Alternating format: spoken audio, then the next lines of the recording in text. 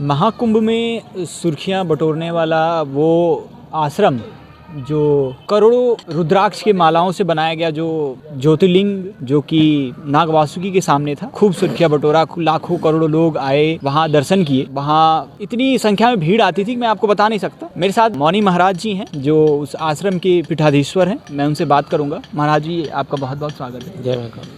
महाराज जी, कुंभ के दौरान आपका जो ज्योतिर्लिंग बना था, काफ़ी सुर्खियां बटोरा। देश विदेश से लोग जो आ रहे थे महाकुंभ में, वो आपके आश्रम में जरूर आ रहे थे। तो इस बार भी मैं देख रहा हूँ कि आश्रम फिर से तैयार हो रहा है। तो इस बार क्या विशेष है? 5,51,00,000 रुद्राक्षों से बनने वाली भगवान शिव की दिव्य ज्योतिर्लिंग का निर्माण होने जा रहा है। राष्ट्र रक्षा के लिए, आतंकवाद विनाश के लिए, बांग्लादेशी हिंदुओं की सुरक्षा के लिए और काशी मथुरा मंदिर निर्माण के साथ भारत की संपन्नता और भारत के ऐश्वर्य को बढ़ाने के लिए संकल्पित है। मेरा जो मूल संकल्प है, श्री राम मंदिर बन चुका है और काशी मथुरा मंदिर का निर्माण हो। मेरा संकल्प विगत 37 वर्षों चला आ रहा है। लेकिन वर्तमान परिस्थिति आतंकवाद की इतनी व्याप्त होती जा रही है कि बांग्लादेश से लेकर के भारत के इर्द गिर्द भी आतंकवादियों की छाया बढ़ती जा रही है। इसलिए उन्हें रोकने के लिए मुझे पूरी निष्ठा के साथ उपासना करने का संकल्प मैंने लिया है। उसके लिए 11 फीट ऊंची लौ की आकृति आप देख सकते हैं। लौ की आकृति है, क्योंकि लोहे में अगर रुद्राक्ष की मणियाँ अलंकृत करके शिवलिंग बनाई जाती है तो शत्रुओं का विनाश होता है। विजयश्री की शिवलिंग होती है। तो उस शिवलिंग का निर्माण का भूमि पूजन था आज, और उसके बाद सभी लोग लग गए हैं बाबा की स्थिति में। इसके शिवलिंग के चारों तरफ 11,000 त्रिशूल स्थापित किए जा रहे हैं। काला त्रिशूल जो है वो आतंकवाद विनाश के लिए है। लाल त्रिशूल जो है लक्ष्मी प्राप्ति के लिए, भारत की संपन्नता के लिए। सफ़ेद त्रिशूल भारत की योग्य विद्वानों की उत्पत्ति के लिए है, उनके वैभव बढ़ाने के लिए है, विश्वगुरु बनने के लिए है। और इसका जो श्वेत त्रिशूल है, ज्ञान विद्या बुद्धि जैसे बड़े संकल्पों को लेकर के विशेष प्रकार के भी त्रिशूल आए हुए हैं, जिनको आप देख पाएंगे। वो जो विजयश्री के त्रिशूल हैं वो स्थापित किए जाएंगे। 4 त्रिशूल होंगे, ऋग्वेद, यजुर्वेद, सामवेद और अथर्ववेद के प्रतीक के रूप में उनकी स्थापना होगी। और पूरे विधि विधान के साथ तंत्र मंत्र और यंत्र चारों के प्रयोग शस्त्री में किए जाएंगे। आशा है कि इस अनुष्ठान से देश की रक्षा होगी, सुरक्षा होगी। देश का जो नौजवान है वह अपनी इच्छाओं की पूर्ति कर सकेगा, क्योंकि आज गरीबी भी एक बड़ी विडंबना है जिसको समाप्त करने के लिए इस बार हम प्रयोग कर रहे हैं। मैं तो फिलहाल करता ही आता रहता हूँ देश के लिए, लेकिन आतंकवाद उससे बड़ी समस्या पैदा हो गई। और बांग्लादेशी परिस्थिति देखकर अभी बांग्लादेश में हिंदुओं के ऊपर अत्याचार हुआ। वहाँ पे एक इंसान को, हिंदू जो लड़का था, उसको जिंदा जला दिया गया। उस पर आप क्या कहना चाहेंगे? देखिए, शत्रुम विनश्चित का मेरा प्रयोग निश्चित है। मैं भगवती भद्रकालिनी का प्रयोग करने जा रहा हूँ। शत्रुम मारे मारे मोहे मोहे स्तंभे उचाटे उचाटे शत्रुम हन हन पच पच का प्रयोग करने जा रहा हूँ जी, जिसमें विशेष प्रकार के प्रयोग होंगे। और उस प्रयोग का लाभ हमारे देश को भी और बांग्लादेश के हिंदुओं को भी प्राप्त होगा। और ये इस मेले में आने वाले उन सभी गंगा के भक्तों को, राम भक्तों को भी प्राप्त होगा कि लोग जिनकी भी जो भी समस्याएं हैं उस कुंड में जब क्योंकि 101 कुंतल की आहुतियाँ होंगी, करोड़ों आहुतियाँ होनी है। और ये अनुष्ठान मकर संक्रांति से महाशिवरात्रि तक चलेगा।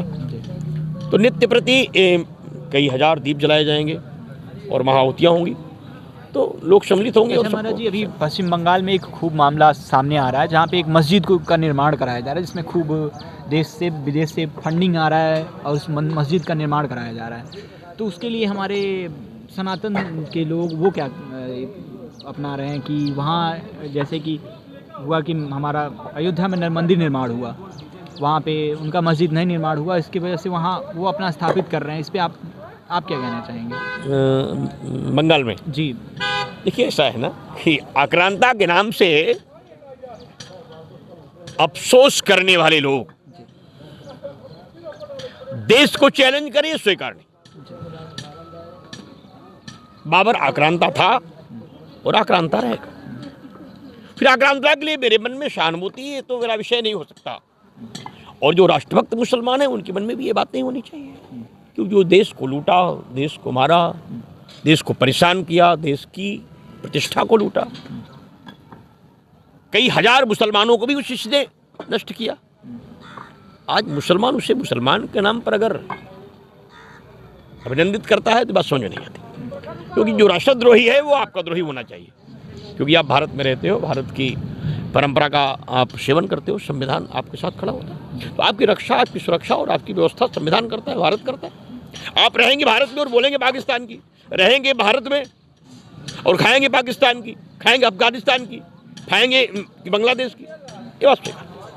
इसलिए हम इसकी निंदा करते हैं और कोई भी संत समाज ऐसी किसी भी बाबरी मस्जिद का समर्थन देश में नहीं करेगा जो किसी आक्रांता के नाम बनाई जाए, हम उसकी निंदा करते हैं। अच्छा, इस बार माघ मेले की व्यवस्था से आप कितने खुश हैं? देखिए, माघ मेला जो है वो व्यवस्था का नहीं, आस्था का केंद्र बिंदु है।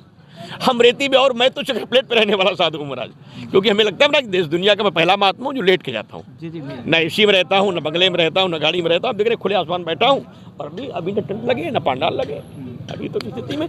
इसलिए व्यवस्था नहीं, हम माता की वंदना करने के लिए आते हैं। हम वैभव नहीं, माता की शरण में प्रणाम करने आते हैं। हम संपत्ति नहीं, संस्कार लेने आते हैं। और हम यहाँ व्यंजन नहीं, विभूति लेने आते हैं। इसलिए मेरी आस्था माँ में है, माँ गंगा में है। व्यवस्थाएं, प्रशासन की व्यवस्थाएं, हम इतने से ही संतुष्ट रहते। कम से कम लोग अब जब मेले में आते हैं तो उन्हें गंदगी नहीं मिलती। गंगा घाटों पे गंदगी नहीं होती है, रोडों पे गंदगी नहीं होती है। सरकार भी अपने सामर्थ्य के अनुसार प्रयत्न करती है। जैसे इस बार काफ़ी साधु संतों के द्वारा विरोध जताया गया कहीं जमीन आवंटन में, इस पर आप क्या कहेंगे? देखिए, जमीन आवंटन की विधि में सावधानी बरतनी चाहिए। जैसे अब मेरी संस्था लगती थी और हमें बहुत विलम्ब से, अभी तक भी संस्था नहीं लगी है। तो ये जिम्मेदारी तो मेरा प्रशासन की है ना कि उसके पास एक वो होना चाहिए, लिस्ट होनी चाहिए कि कौन संत क्या करने आता है। कौन तपस्या करने आ रहा है, कौन साधना करने आ रहा है, कौन यज्ञ करने आ रहा है, कौन अनुष्ठान करने आ रहा है। अगर उसको ध्यान में रखकर के ये चीज़ें की जाए तो मुझे लगता है कि मेले से बहुत सारी चीज़ें समाप्त हो जाएंगी। इस पर मेला प्राधिकरण के लोगों को विचार करना चाहिए। तो ये थे मौनी महाराज, जिनका शिविर इस बार भी स्थापित हो रहा है, जिसमें 12 करोड़ 51 लाख रुद्राक्ष की मालाओं से ज्योतिर्लिंग की स्थापना होगी। और ये आप संगम नोज जाने वाले रास्ते में इस आश्रम का दर्शन कर सकते हैं। आप देख रहे हैं दी कॉलमिस्ट फोरम, मैं हूं आपके साथ अभिषेक।